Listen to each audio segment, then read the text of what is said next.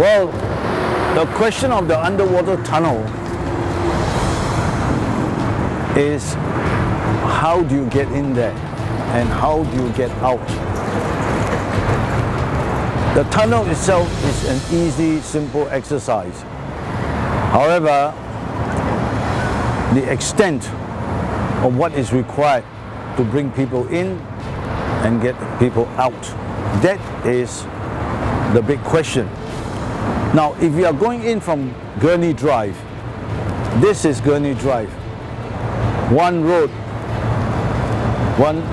along the shoreline, extending out to as far as where my hands are.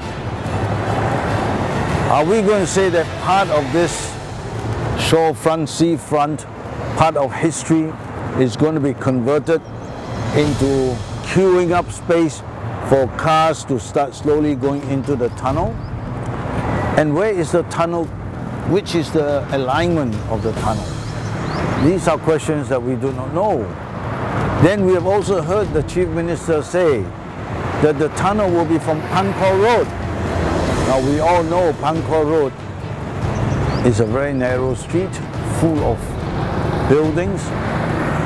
It's very congested because all traffic from Burma Road, Upper Burma Road, Plautikus, and Burma Road from town are forced to go into Pankor Road, and then from Pankor Road they go out to Northern Road and then to Klawai Road. So how are you going to do that? So there are a lot of questions that concerns us as concerned citizens with respect to the environment and the social well-being of the people. I think if we were to take a footprint of any of the tunnels that we know exist in the world, Hong Kong, Sydney, if you look at the amount of traffic converging into the tunnel, you realize that there is a lot of space required. And do we have the space? That's my concern. With regards to the environmental issue, its impact, we don't have to look very far. You only have to look over here. We are now high tide. When the tide is out, this once beautiful white sandy beach from all the way there is gone. What you have now there are mud flats. Mud. Now where did this mud come from? This mud came from the reclamation further out there. The mangrove used to be a small little colony over there, but because of migration of mud from below the ground that's been brought over here, the mud has gone over the sand and now mangrove starts to grow. So this has been going on for a number of years. Have the government addressed the environmental impact of this mangrove on this traditional stretch of recreational space? Now that's a concern. If they can't address this simple mud issue, how are you going to address the larger problem of the tunnel exiting and ingressing?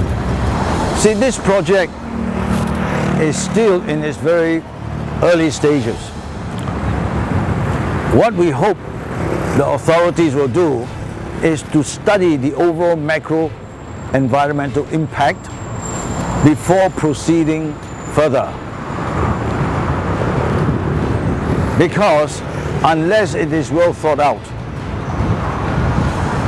and I personally believe that bringing the tunnel through to Gurney Drive is a wrong location through all these high rises that you see here. Is the government trying to tell us that all these buildings will be gone? Because don't forget, if you bring a tunnel through, undersea tunnel, then you have to have a tunnel underneath the sand. Then you are going to go below these buildings that have piles. Penang's livability has always been there. Without the tunnel, Penang will still be a livable city. But I have a faint suspicion that part of this tunnel is within the paradigm of what the government wants to do. They want Penang to be an industrial city. They want to make Penang an intellectual city and Penang a livable city. To be a livable city, you don't need the tunnel. Apart from that, as I want to tell you that we have Penang population is supposed to be 1.6 billion. In that, vehicle population seems to be 2.2 million. It's already, that's for the Penang state. Every day the flow of traffic in the Penang bridge is about 80,000. On the very peak day it is 120,000. And we also have our ferry services, which also brings, I don't know the number of vehicles there. And now we are having another bridge being constructed. So the carrying capacity of this place, how many cars can be accommodated, how do we manage the whole thing? I mean, that has not been properly explained, studied and so on. That is the reason I oppose this. Expressing concern, some of the port authorities, whether it will have an impact on our ships coming into the port. These are major concerns. How they are established? How is he able to assess the public view? Public doesn't know the whole thing. You go and sign an agreement, a letter of intent and say people have already agreed. Scarcity in Penang is very understood, whereby a lot of people can't afford to live here, they have moved out to mainland. So currently, a lot of people find it very difficult to buy a house here because it's very costly, they can't afford it. And you must understand the reason why. We have to give space for the cars, which is very important. Human living on land or the cars. So that could be carefully considered. I think the main question to ask about the construction of tunnel in Penang is that, do we really need a tunnel? On the perspective of maritime logistics development, we have to remind ourselves that 90% of world trade are coming through the water. And if we look again at the growth of ships today, 20 years ago, ships are only carrying about 2,000 TEUs. Today, the size of ship have grown to about 18,000 TEUs, especially westbound ships. And the real concern for an underwater tunnel in Penang is that it may actually limit the growth and also development of Penang maritime logistics, which may in turn bring adverse impact to Penang Port. Penang Port is very important, a very important lifeline to the free trade zones. Goods produced in free trade zones will need the Penang Port to ship out, and raw materials will have got to come in through the port as well. So from the maritime logistic development point of view, we would like to urge the government to consider if the tunnel is really necessary, because it will bring, like I've said, two adverse impacts on Penang maritime development. One, we are limiting the growth, because as trade grows, ships will get bigger, and at some point in time, ships that are below the size of 3,000 TEUs, which can now come through the North Channel, may be phased out. And second, without a feeder port like the Penang Port, it may actually impact FTZs and potentially may cause a loss to up to 300,000 jobs. Manufacturers may find that to locate their companies nearer to another existing ports may be even cheaper than producing them or operating from Penang. At present, we already have two links, and by August, the Penang Second Bridge will be launched, fully completed and operational. So if you look at the current situation, with two bridges and ferry forming the third link, the question is, do we need a fourth link?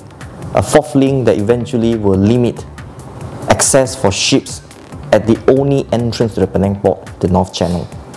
And again, based on statistics, there are 225,000 cars and vehicles on the road at any peak period.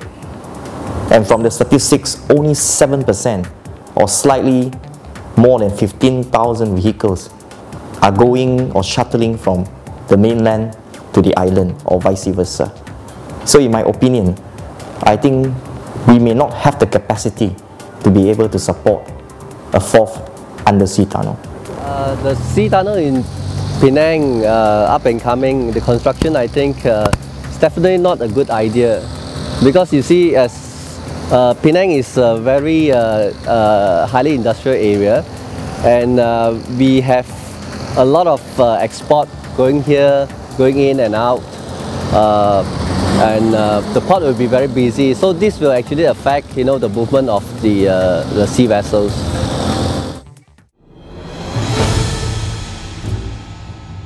因为一时去到这边好，去到这边反正有嘢好，我啷个是槟榔的人哈，所以伊发展好，我啷个是正有注重汉啊啊。 有可能去这里underwater tunnel咩嘛？跟你 right 可能因為跟你 right 是喺上邊啊，喺頭上啦。都本身是本來嘅人，island 嘅人嘛，都大嘅人，都會感覺上裝。你那是去好過啊，海上冇去，我啷個是冇贊成啊，因為我啷邊呢人係個海過。因为我觉得说槟城是一个很小的一个岛，但是因为槟城大桥都已经有2个，然后还有 ferry 都有1个了哈，所以如果再起那个海底隧道我觉得有一点不需要，也没有什么，就是多余的了，我觉得。Saya anak Pulau Pinang. Saya rasa pemindahan terowong di persiaran geni ini tidak baik. Pasal putih-putih dia akan memusnahkan pemandangan alam sekitar. Saya rasa tidak baik untuk pasal geni adalah tempat yang pemandangan yang lebih canggih ya. Ramai orang mari geni untuk menikmati pemandangan seperti ini. Saya rasa pemindahan terowong ini tidak baik.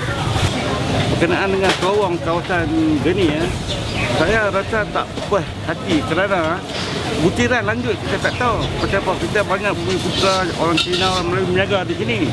Jadi kita tak tahu kedudukan kita nak berniaga di mana. Kawasan-kawasan orang-orang yang berniaga dalam kawasan ini kita tak tahu berapa jauh jarak dia, berapa jauh jarak kita tak tahu. Saya minta dapatkan butiran dulu, tanya kita orang berapa jauh jarak kawasan terowong daripada muka laut, berapa jauh baru kita boleh agree lah. Tapi buat masa kini kita tak boleh agree lagi kerana kita tak dapat butiran-butiran yang penuh.